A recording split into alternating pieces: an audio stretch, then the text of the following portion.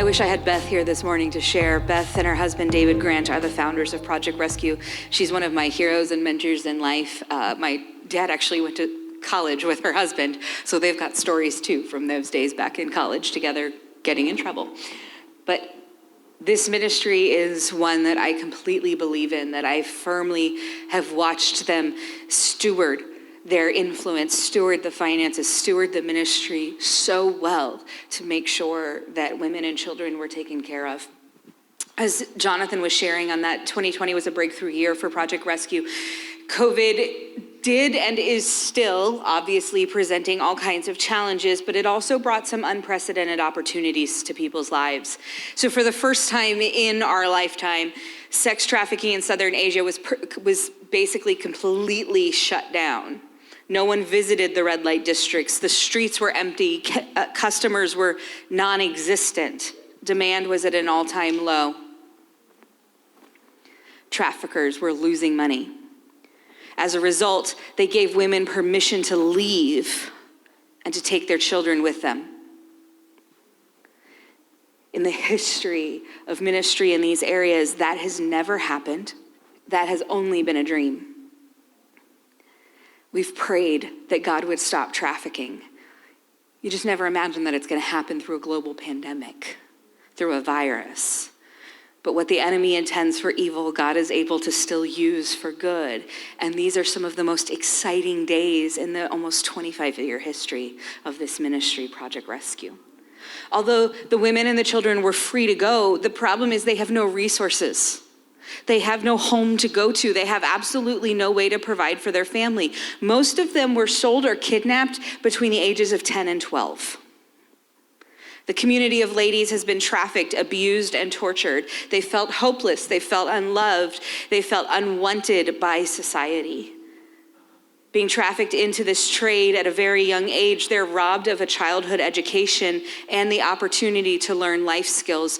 They've never had a normal job. They don't have the first guess as to how to make a living. They have no career path. They have no money. They have no food. They have no plan. The women reached out to the Project Rescue leaders and said, "We don't ever want to go back, but we have to feed our children somehow. Help us." At one of the locations, they had hundreds of women and children with nowhere to go. So that ministry partner there in location said, unless we can help them, they will have to return to the red light districts so that their kids don't die. So they called and started sharing the need with pastors, and it was a pastor friend here in the States that said, hold on. If we find something for them, if we find another way to teach them how to live, you mean they will never have to go back to the red light district? They're like, we've got the plan. We actually know how to do this. They just didn't have the resources at the moment. And in that conversation, the Forever Free initiative was born. For $1,546, just a little over $1,500, a woman and her children could start a new life, including health care for the family, short-term living expenses for the family, counseling, food every day, and clothing for their family. We can't even rent a garage for that much here, right? And they had a chance to learn a trade or a skill so they never have to return to the brothels. It was my friend that ended up taking the largest offering in the history of their church that day. It was around $350,000 in the middle of a pandemic. He started to call other pastors. David Wingington shared it with a group of pastors in the Midwest who worked together. And in almost every church, again, they saw the biggest offering ever. Sacred was part of that because one of my mentors, Sam Huddleston, our assistant superintendent of our network of churches, he was talking to me and he said, I've been fundraising for this and I have $3,000 left from my commitment of what I want to raise for this project. And because of your generosity, I looked at him across the table that day and said, well, then you're done fundraising. We'll send it.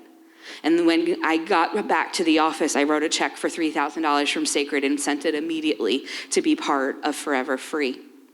Others continued to give and continued to give. And they began with the goal of helping 50 to 75 women. And it immediately became obvious that they were going to be able to help hundreds of women. What happened in that city is now happening all over Southeast Asia and beyond that. Women have a new chance at life. They have no idea how long the window for this is really going to be open, because things are starting to open back up. But because of the response of the church, almost $3 million came in during the pandemic. Work is still going strong. Hundreds of these women are being trained in new jobs. They will never again have to return to a red light district. They're celebrating freedom. They are realizing that there are people and a God who have a heart for them, even looking at their story, even look how they've been trapped in slavery. The stories are incredible. I'm going to tell you some of them. One Project Rescue leader in Southern Asia hired former traffickers to work on the buildings. They thought it was nuts. Then he led them all to Jesus. The former traffickers are now protecting these girls from the current traffickers. That's an only God situation. That is an only God situation. So I'm going to tell you some of these stories. The names are changed. You'll see pictures, but the names are changed for their protection. Prisha is 17 years old. When she was 12, she was sold to a pimp who forced her to work in prostitution and as a dancer in the local clubs. At 12. As far back as Prisha can remember, she was exploited and she was abused. When the COVID pandemic hit, the government mandated that workers had to go back to their home villages. When Prisha returned to her village, she heard about Forever Free and the new jobs that are being provided to those who were escaping exploitation.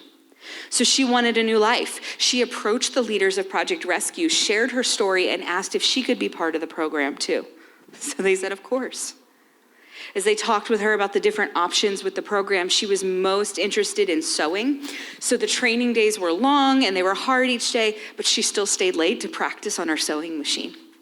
Prisha learned a trade, but she also attended devotions every day. She started counseling with trained leaders. The team told the stateside leaders, hope is beginning to open her eyes. Because of the pandemic, she's been completely focused on making face masks.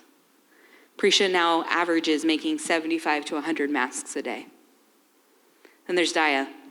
When Daya was 14 years old, she was sold to a local trafficker and trafficked to various cities across Southern Asia. 14. She turned 23 this year. It's 9 years of slavery. After the pandemic hit, Daya returned to her home village with no money, no food, no hope. She was searching, but she had nothing. She was told about an organization that specifically helps those from the red light districts because these women often cannot return to their families. Even though they were required to return to the village, the family will not accept them because of the life that they were sold into. Daya reached out to the staff members and asked if she could join the program and learn a skill. She needed to find a way to provide for herself. So she joined the sewing center and quickly found joy in making clothing and masks.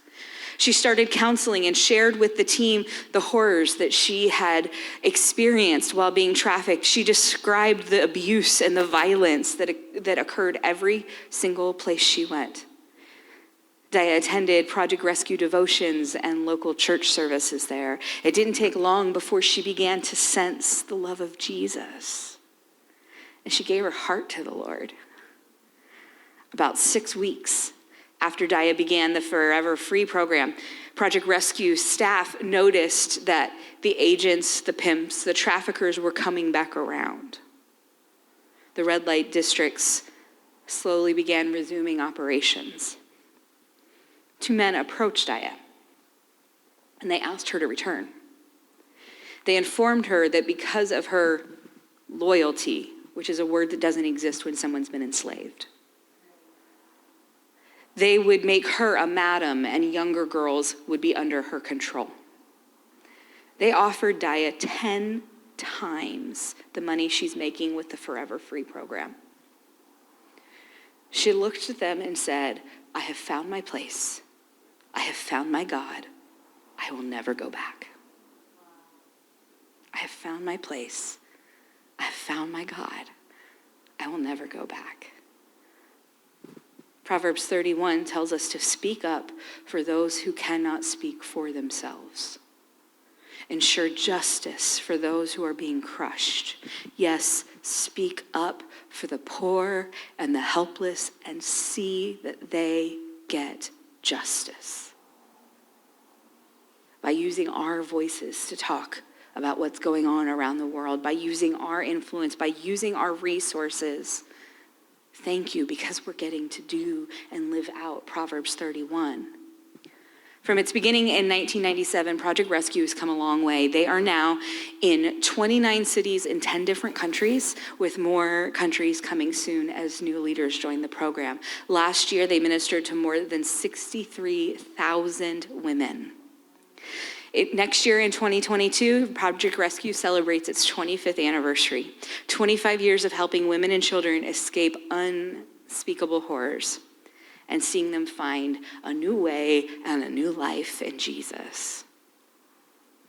I am friends with the co-founders of Project Rescue and some of the higher leaders in that organization, and I hear these stories on a regular basis from them, but I also see how they live their lives. And I see the generosity that flows from them. I see the power of the Holy Spirit that flows from them in every conversation. You wouldn't know this about Beth, but that little clip of the video where you just see her heels walking into the room, for those of us who know her, that's when the room goes completely silent. Because it's like, Beth is here, and Beth only talks like this.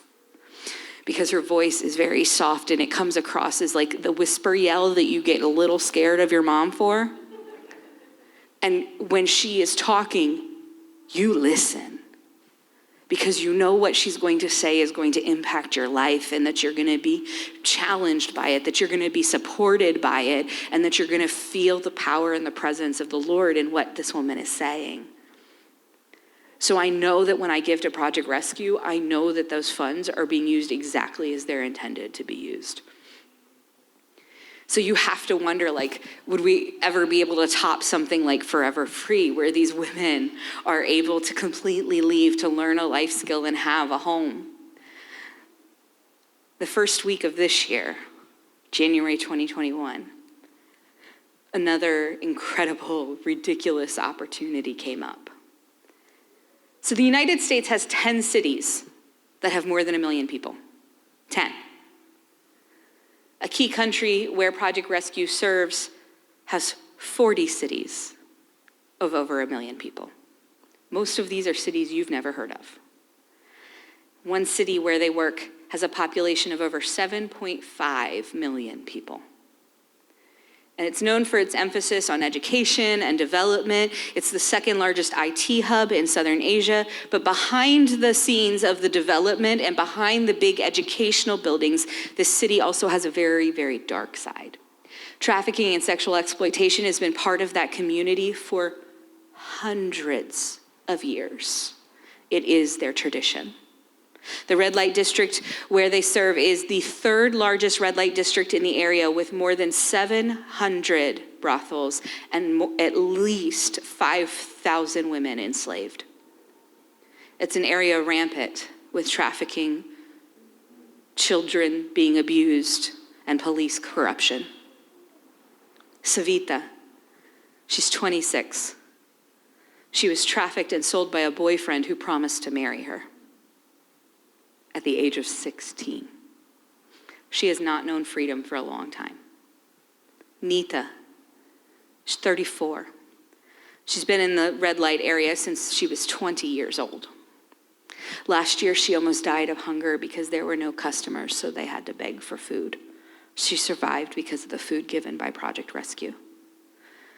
Those stories can be repeated over and over again, Because of the pandemic, many of the women are hungry. They're in poor physical shape right now, and they are desperate to learn a new way to live. And now Project Rescue has begun Project Titali. It's the most ambitious thing they've ever done to reach out to the women and the children in this area, in a city that is completely known for the red light district. God's going to make his glory known. It's crazy what has happened. It's another thing that Project Rescue honestly never talked about. They never thought it was possible, but they've actually purchased one of the brothel buildings in the heart of the red light district. They were able to buy the building. It's been used for those purposes for generations. For years, this place broke the wills and the spirits of women and children. It's a place of darkness. It's a place of destruction. And Project Rescue is moving in to redeem it and to repurpose it as an outreach center, a place of counseling and job training, in addition to a learning center for the children and a place to feed the hungry. It'll be a beautiful place of light and of hope right in the middle of darkness. It wasn't beautiful when they bought it, though.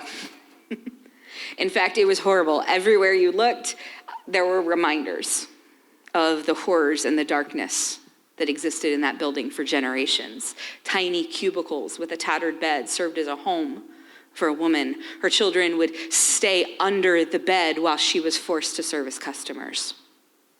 It was ugly, dark, and dirty. The basement was like a dungeon, a place of unspeakable horrors. On the roof, there was a dry concrete tank where girls were imprisoned before they were sold. Project Rescue was able to negotiate the purchase price and the fees of just under $310,000 for 4,000 square feet. All of y'all know how much of a miracle that is. We couldn't purchase 4,000 square feet for $310,000. And honestly, you typically could not there either. But it is strategically located.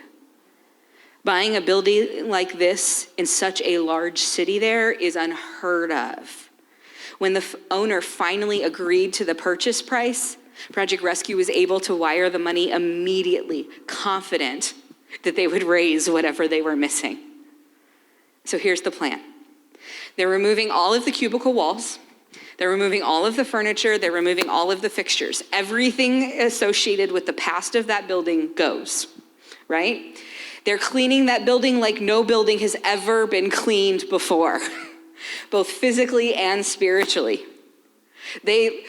One of my pastor friends, Rod, told Jonathan that you saw in the video, buy an entire pallet of Pine Sol. Buy whatever you need, however much Clorox bleach it takes. Buy it and then pray over it.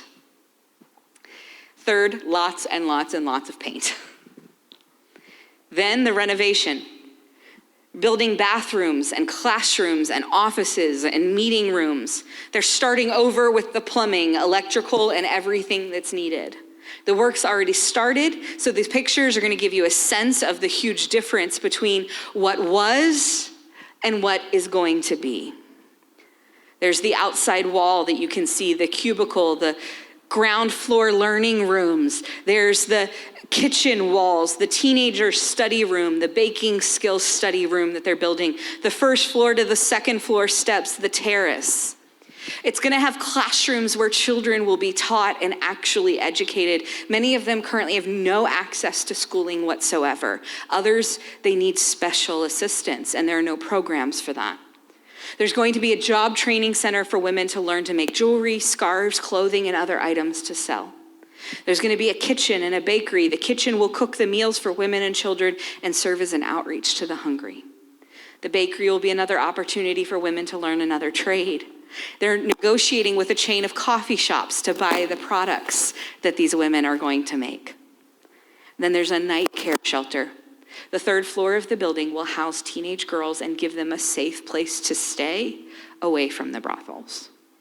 They will have breakfast every day, go to school, have dinner before a safe night in their own bed. Mothers will have access to visit their daughters every day, knowing that their daughters don't have to continue the cycle.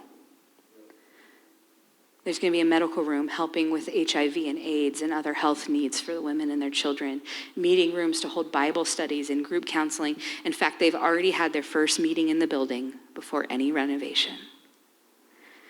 There's a picture of the first women receiving ministry in the Tatali Center. This is Southern Asia. Things are cheaper, especially than the Bay Area. The ministry leaders there are incredibly resourceful. They are from these cultures, so they understand what's going on, and they also understand how to navigate the needs. They're going to completely renovate and outfit the building for about $200,000. That's all it's going to take. Ultimately, the goal for the bakery and the vocational training center is to subsidize the operational costs, but that's going to take some time until that gets rolling. So here's what the cost is to get this center up and rolling. $216.66 a day. $1,516 a week. That includes food, healthcare, childcare, compensation for 8 to 12 staff members, doctors, nurses, teachers, utilities, outreaches into the red light district. Everything to run the entire program only will cost $216.66 a day.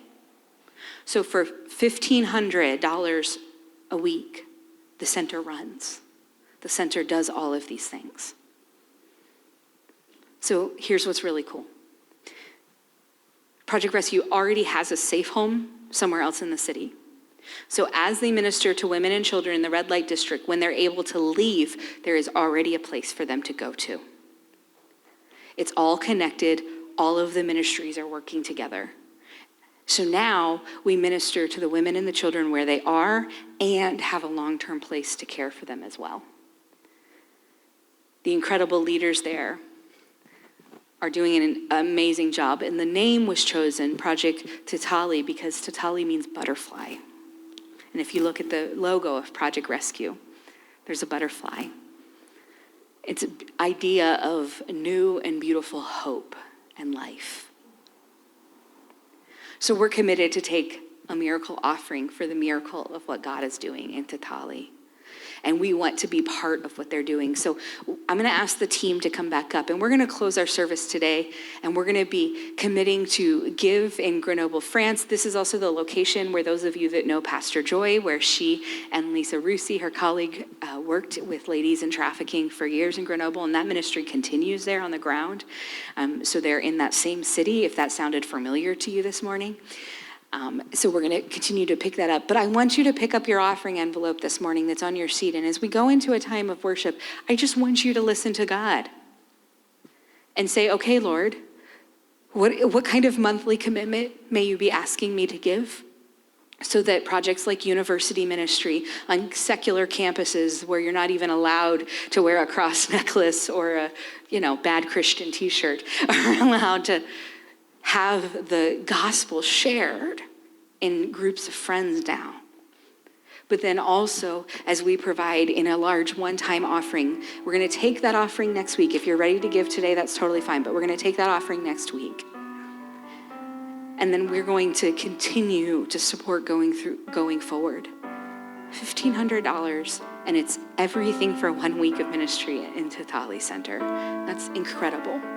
And I firmly believe that God's going to ask some of you to provide for weeks at a time for that center. And we're going to be able to respond to Beth, those leaders, and say, here's Sacred Church's part.